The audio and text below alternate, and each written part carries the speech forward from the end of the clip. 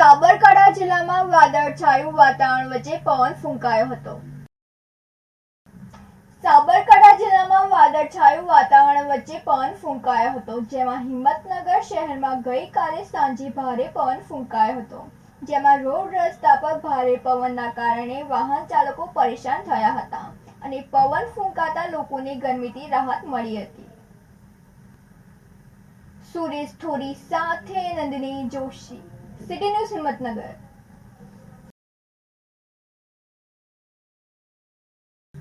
સાબરકાંઠા લોકસભા બેઠક પરના ભાજપ ઉમેદવાર આવતીકાલે નામાંકન કરશે.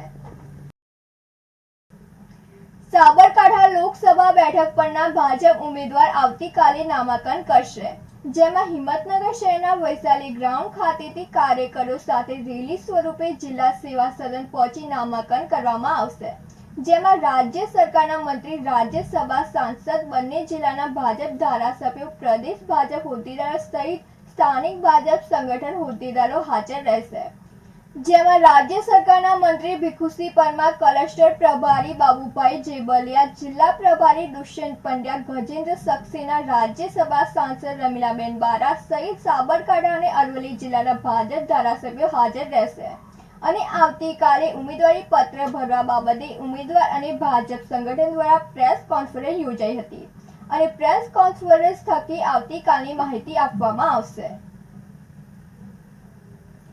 સુરેશ થોરી સાથે નંદિની જોશી, સિટી ન્યૂઝ હિંમતનગર.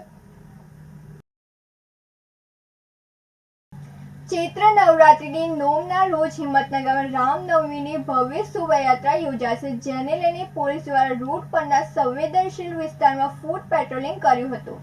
હિંમતનગર સહિત સાબરકાંઠા જિલ્લામાં 17 એપ્રિલને રામનવમીએ 12 જેટલી નાની મોટી ભવ્ય શોભાયાત્રા યોજાશે, જેને લઈને પોલીસ દ્વારા શોભાયાત્રા રૂટ પર આવતા સંવેદનશીલ વિસ્તારમાં ફૂટ પેટ્રોલિંગ કરવામાં આવ્યું છે. હિંમતનગરમાં છાપરિયા વિસ્તારમાં આવેલ રામજી મંદિરથી 2 દિવસ બાદ ભવ્ય શોભાયાત્રા નીકળવાની છે, જે મહેતાપુરા વિસ્તારમાં રામજી મંદિર સુધી યોજાવાની છે, જેને લઈને છાપરિયા વિસ્તારમાં અને ન્યાય મંદિરના સંવેદનશીલ વિસ્તારમાં ફૂટ પેટ્રોલિંગ કર્યું હતું. તો આખ્યા રૂટ પર ફ્લેગ માર્ચ કરવામાં આવી હતી. આ રૂટ ફ્લેગ માર્ચમાં A division, B division, CISF, DYSP, SP, મહિલા અને પુરુષ પોલીસ કર્મચારીઓ સહિત જોડાયા હતા. સાબરકાંઠા જિલ્લામાં રામનવમીએ જિલ્લામાં હિંમતનગરમાં 2, ઈડરમાં 1, ખેબ્રામાં 2, ખેરોજ 2, વડાલીમાં 1, પોશીનામાં 1 અને વિજયનગરમાં 1 સ્થળે શોભાયાત્રા યોજાશે.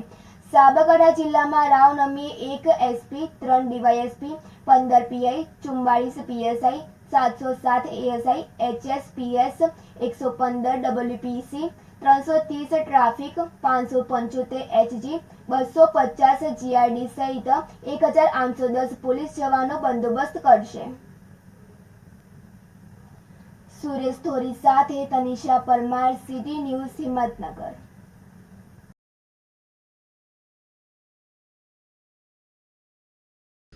તારીખ 17 એપ્રિલના રોજ રામનવમીનો તહેવાર છે, જે નિમિત્તે સાબરકાંઠા જિલ્લામાં નાની મોટી લગભગ 15 જેટલી રથયાત્રાઓ નીકળે છે, જે પૈકી સૌથી મોટી હિંમતનગરમાં નીકળે છે, જેના બંદોબસ્તની સમીક્ષાના ભાગરૂપે આજે એ ડિવિઝન અને બી ડિવિઝન પોલીસ સ્ટેશન વિસ્તારમાં જ્યાં સંવેદનશીલ વિસ્તારો છે, ખાસ કરીને છાપરિયા, વણઝારાવાસ, હસનનગર, ચાંદનગર જેવા વિસ્તારોમાં સમગ્ર પોલીસની ટીમ સાથે ફૂટ પેટ્રોલિંગ કરવામાં આવ્યું અને સંવેદનશીલ પોઈન્ટની મુલાકાત લેવામાં આવી.